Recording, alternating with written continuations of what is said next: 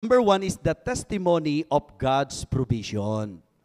Pagka tayo po faithfully ay nagbigay ng ating tithes, ang isa sa patutuon nito ay yung provision ng Panginoon. Yung kapag ka faithfully, matapat mong ibinigay, alam mong para sa Panginoon yan. Mga kapatid, alam nyo po, si Satanas gagawa ng lahat ng paraan para tuksuhin ka at bibigyan ka pa niya ng justification, yung bang parang magandang paliwanag at palalabasin pa na naiintindihan ka ng Diyos. Galawin mo muna yan, alam ng Diyos ang hirap ng buhay ngayon na hindi mo alam, dahil sa hindi mo na i-apply, hindi ka na makakabangon. Ganun at ganun ang mangyayari. Samantalang kung magtitiwala ka sa Diyos na sa pagbibigay mo, subukin mo ako, sabi ng Panginoon, kung hindi ko bubuksan ang mga durungawan sa langit at iuhulog. Amen? And pour you out a blessing that shall not have room enough to receive it. So, provision. Isa sa patutuon ng pagbibigay ay yung matapat na provision o masaganang provision ng Panginoon. Napakahalaga po. The testimony of God's provision. All right. Kahit na hindi sa usapang church. Diba? Sa usapan lang talaga. Pansinin niyo yung mga taong generous. Yung mga taong palabigay.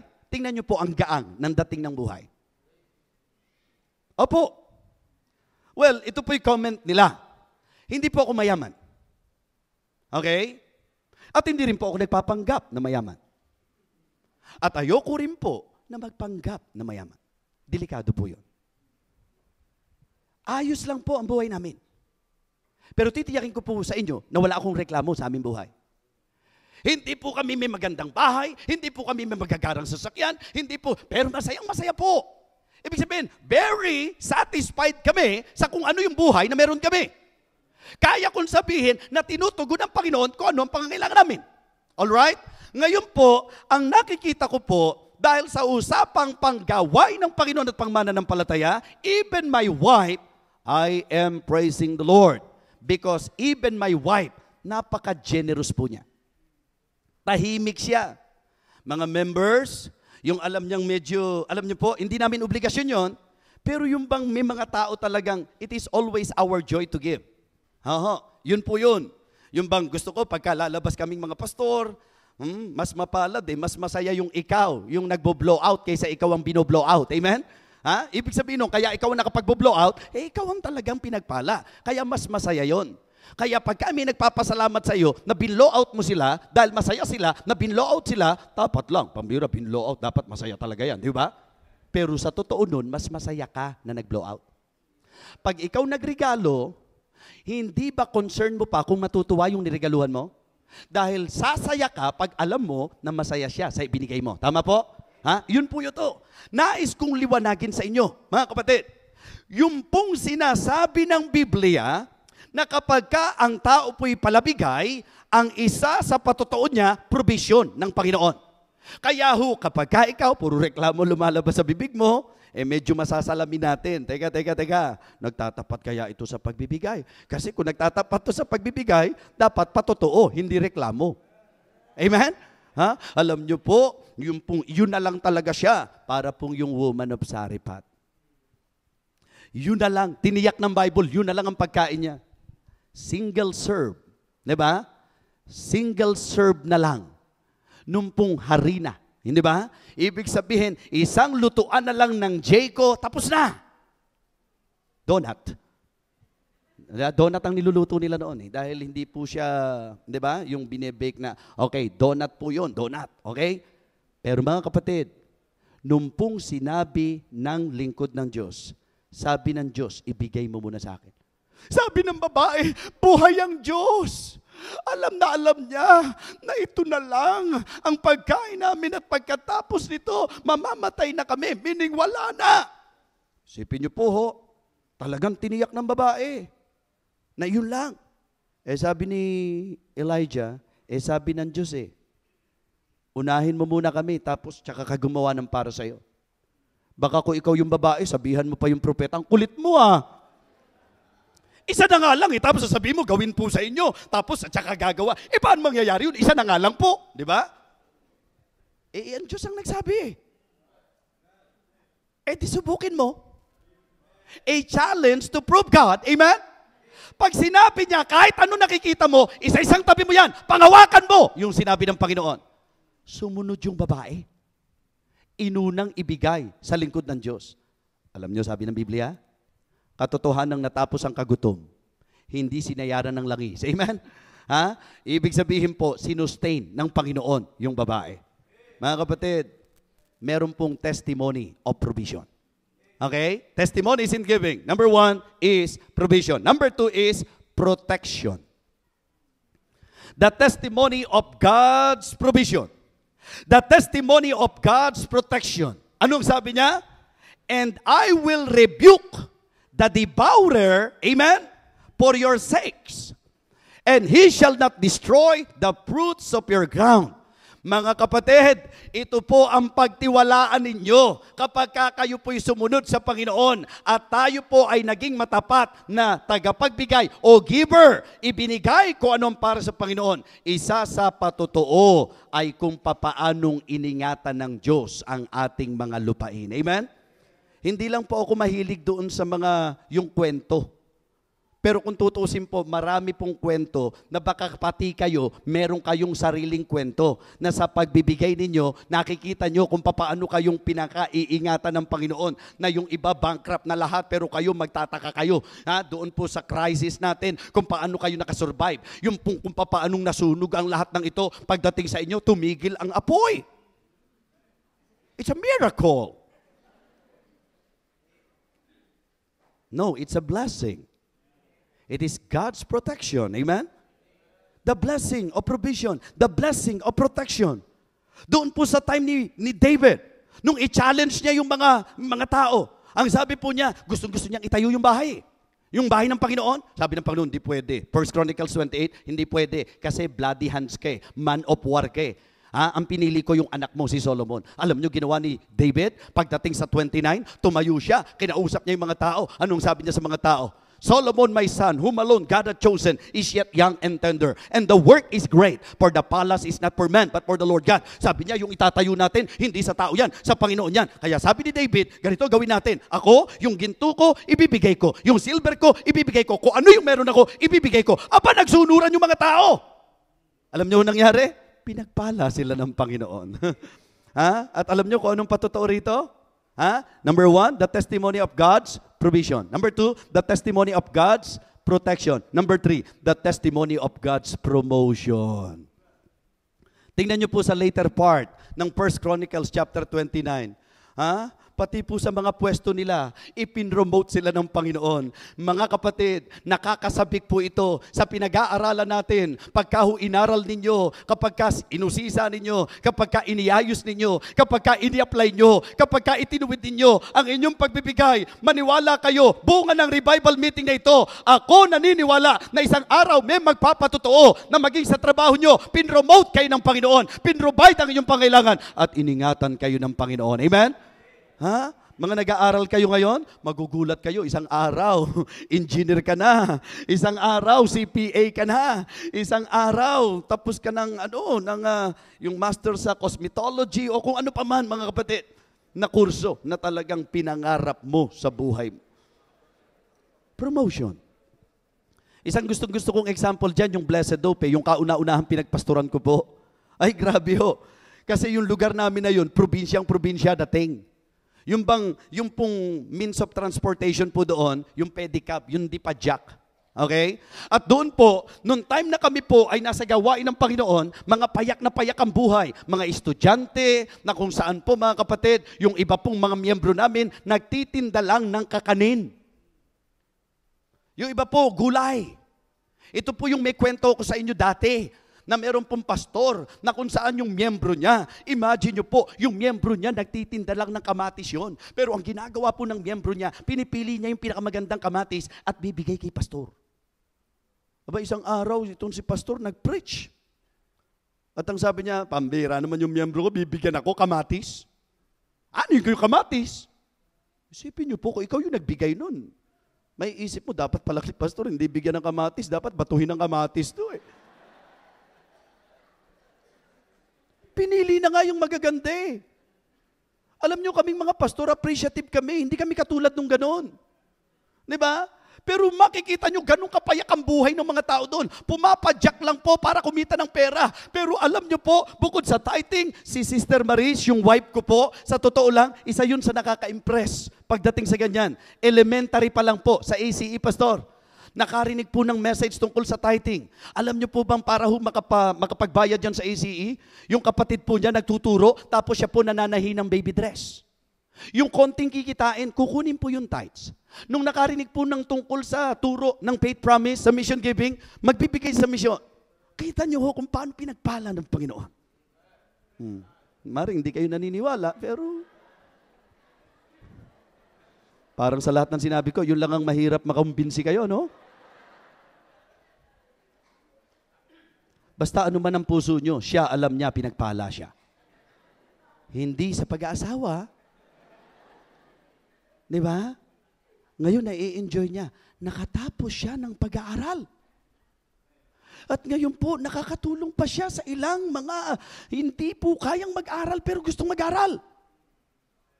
Mga kapatid, yung pong ganong klase ng puso, bless po siya ng Panginoon. She is actually very happy in her life. Why? Sapagkat makikita niyo po how the Lord promoted her. Alam niyo po, hindi niyo matatawaran na magagawa ng Diyos. Ngayon po, yung sinasabi ko sa inyong mga miyembro na yon, di ba? Nakatapos na po, engineer na nakapunta na sa iba't ibang bansa.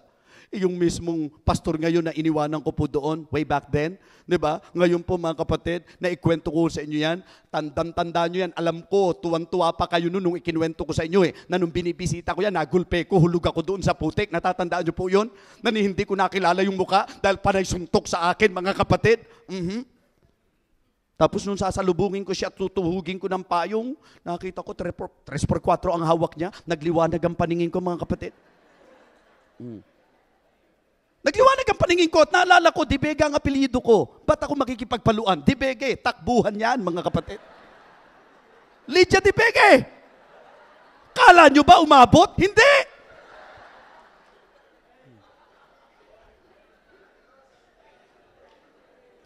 Kung paluan ang ginawa namin, di ba? Baka kala nyo, apektado to, ha? Ganyan lang talaga yan. Pero walang kinalaman po. Hindi napalo yan, mga kapatid.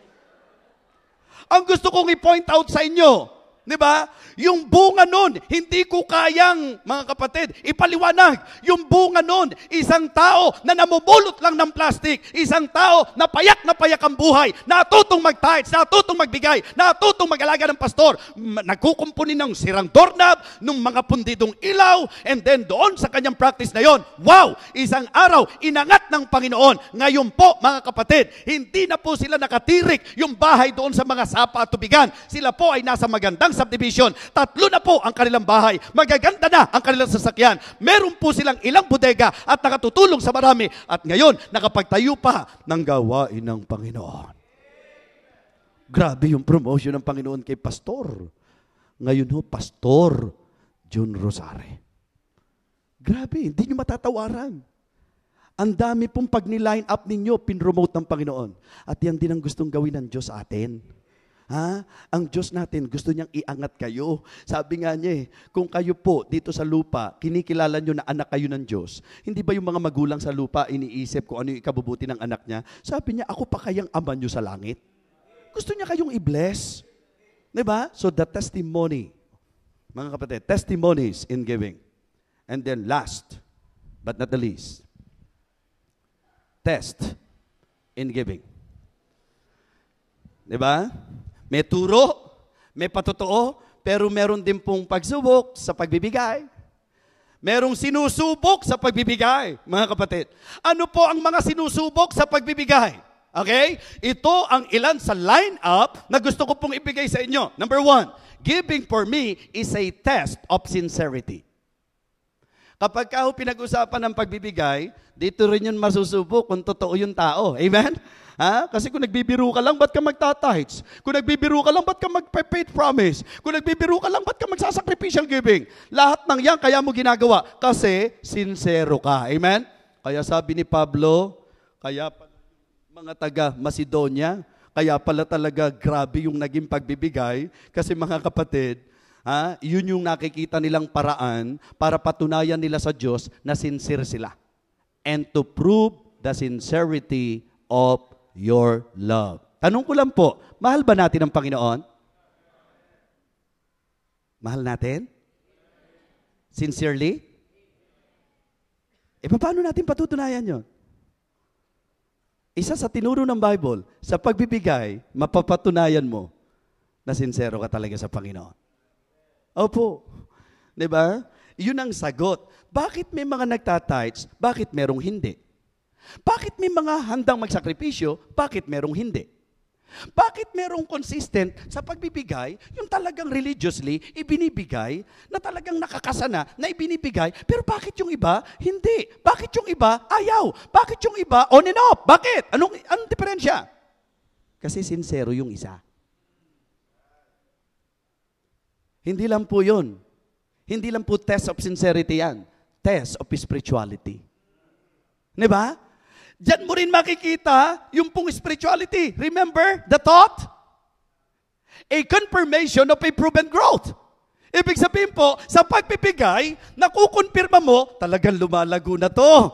Talagang may spirituality na to. Kasi yung Macedonia, hindi dami ng pera ang naging dahilan kung bakit outstanding sila. Ang reason why they became outstanding in their giving, it is because of their spirituality. Grabe ho. Kaya ako ang paniniwala ko sa giving, hindi estado ng buhay. Sa giving po ang pinag-uusapan yung estado ng espiritualidad. Kung gaano tayo ka-espiritual. Di po ba? So, yun po ang nakita ko ayon sa tinuturo ng Bible. Kaya nga sabi ko po, hindi ba lagi natin sinasabi yung cheerful giving? Di ba? Ang cheerful giving po mga kapatid, puso yan eh. Hindi tawanan ng issue doon eh. Joy from within.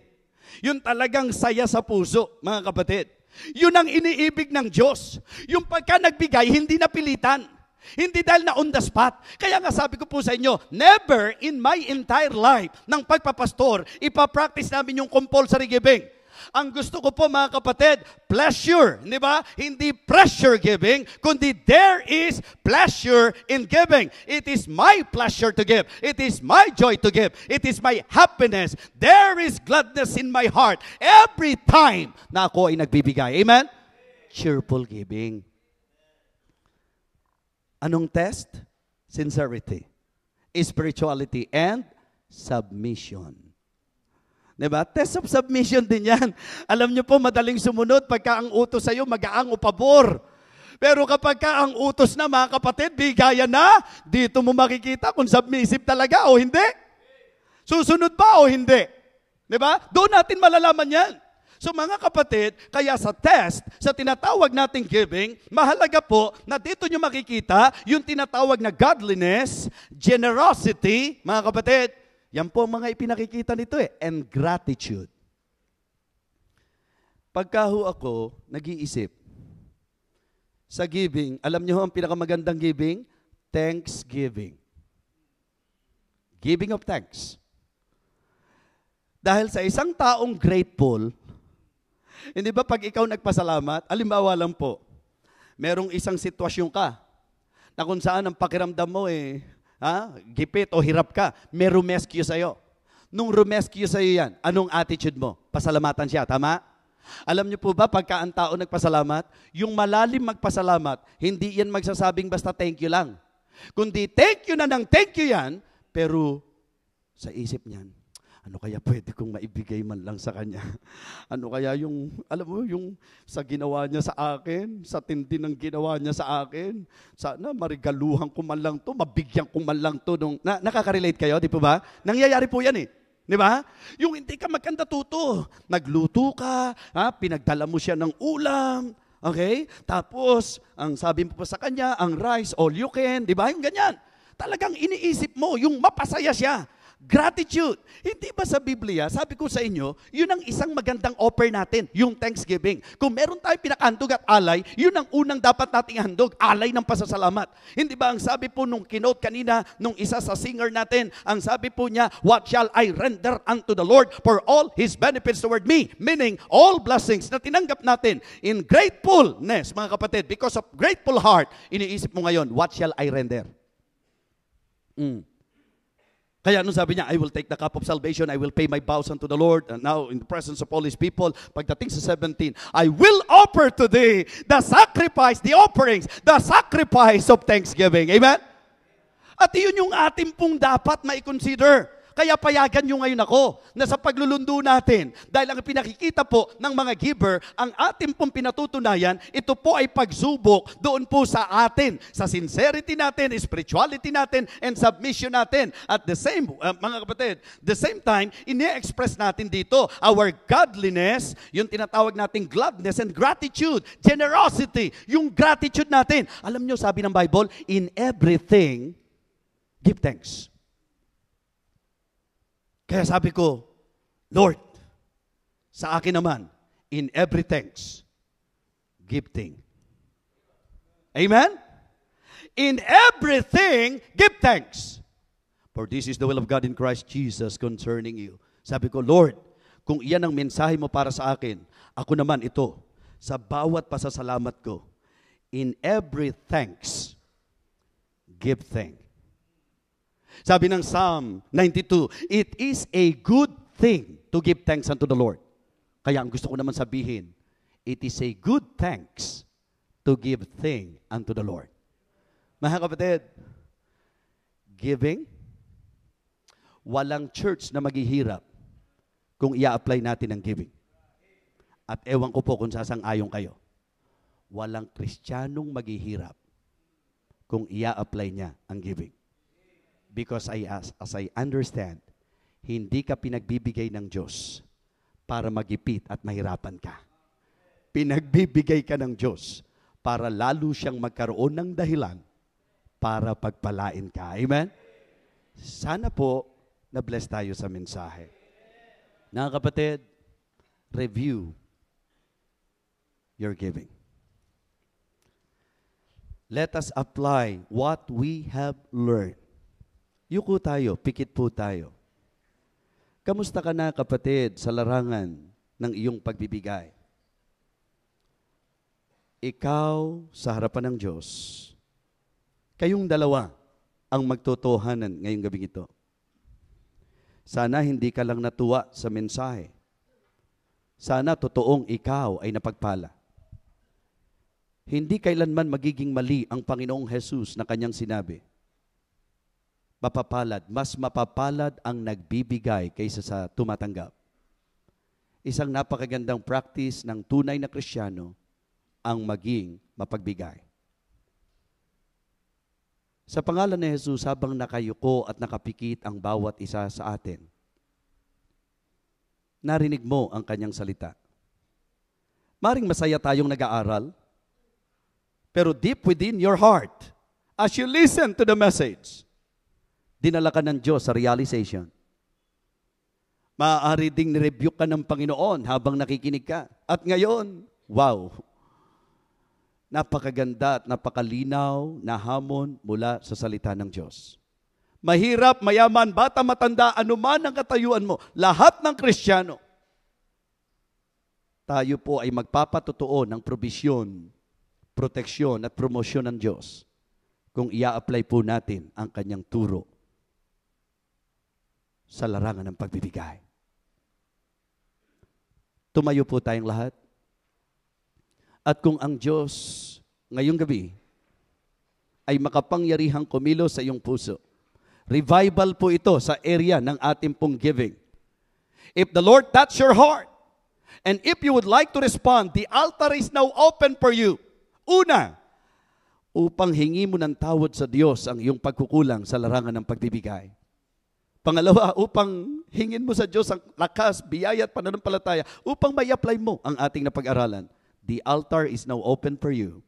Habang tumutugtog po ngayong sandaling ito, why not come to the altar and pray to God, Lord, what a message. I was blessed. Huwag niyo po harangan ng aisle. Dito po. Bigyan natin ng opportunity ang bawat isa po sa atin. Mga kapatid, ito na po ang pangkalas at tanikala ng salot at kahirapan sa ating buhay. Ito na po ang pinaka magandang ipinakita ng banal na kasulatan na kaparaanan upang lalong magkaroon ng dahilan ng Diyos upang pagpalain niya ang iyong buhay. Kahit estudyante ka pa lang, kahit bago ka pa lang na mananampalataya, at lalo na ikaw na matagal na Kristiyano, I believe now is the right time for us to apply and to practice what we have learned. Ito po'y challenge na nanggaling sa banal na kasulatan. Ang pagbibigay po ay hindi dapat kanegatibuhan ng isang tunay na mananampalataya, sapagkat ang pagbibigay ay tsansa na ibinibigay ng Panginoon sa atin to please Him. A chance to please God, a challenge to prove God, a confirmation of a proven growth, and a Christ-like practice of the godly. That's giving. Itinuro sa atin, mga kapatid, ang tamang procedure, yung lugar at yung purpose. Ipinakita sa atin ang magiging bunga at patotoo, provision ng Diyos, protection ng Diyos at promosyon ng Panginoon. Hindi mo mararanasan ito hanggat di mo siya susubukin. Hindi mo ito mararanasan hanggat di mo siya ipapractice. Hindi mo i-apply, hindi mo mararanasan ito. Pero sinasabi ko po sa inyo, ito na ang magandang pagkakataon upang tayo po sa harapan ng Diyos ay magpakababa at buong pananalig at buong pananampalataya, i-apply natin ito. At ako po'y naniniwala isang araw, ikaw mismo ang bibig ng Diyos na magpapatotoo ng kanyang kabutihan. Sige po, give time to pray. Give time to talk to God tonight. I believe the Lord is listening to us. Bishop, please.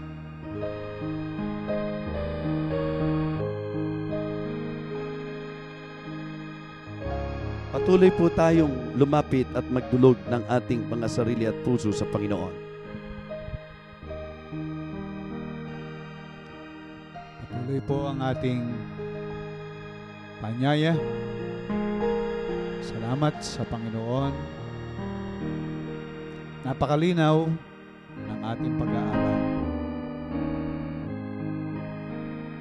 Ang Panginoon ay nangungusap sa atin sa oras na ito. At ang Panginoon ay nais tayong pagpalain.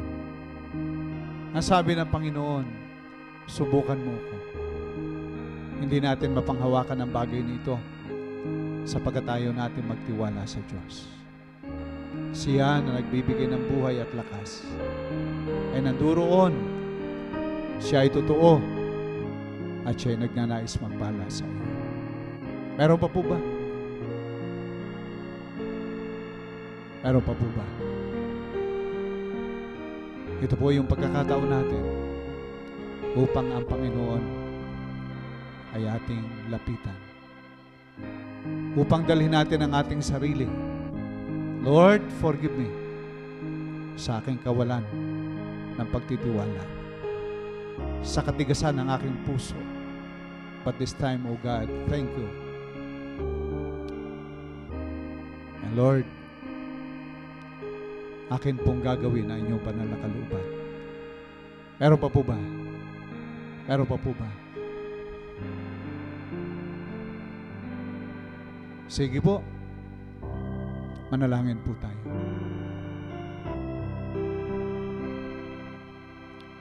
Dakila po namin Diyos, aming Panginoon. Napakabuti mo po sa amin. Mula noon hanggang ngayon ay ipinakikita mo ang inyong kabutihan. Ang buhay na aming taglay ay bigay mo. Ang lakas na aming taglay ay bigay mo. Ang karunungan, ang kayamanan na mayroon kami ay mula sa iyo. Aming Panginoong Diyos, napakabuti mo. At salamat po, Panginoon, sapagkat maging ang mga banal na aral ay pinibigay mo sa amin upang ang mga biyaya at pagpapala ay inyo pong pasaganain sa amin. Aming Panginoon, tulungan mo po ang bawat isa. Kilusin mo po ang aming mga puso. At bigyan mo po, Panginoon, kami ng panibagong lakas sa aming pananampalataya. Panibagong pananaw na kami po, O Diyos, ay tatayo at manghahawakan sa iyong banal na katotohanan. Panginoon, naririto po ang inyong mga anak. Naririnig mo ang panalangin ng bawat isa. Humihingi po